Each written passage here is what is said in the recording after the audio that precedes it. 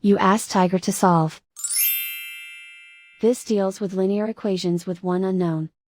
The final result is n equals 3. Let's solve it step by step. Group all constants on the right side of the equation. Add 7 to both sides. Simplify the arithmetic.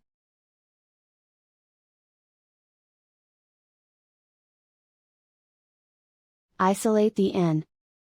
Divide both sides by 2. Simplify the fraction. Find the greatest common factor of the numerator and denominator. Factor out and cancel the greatest common factor.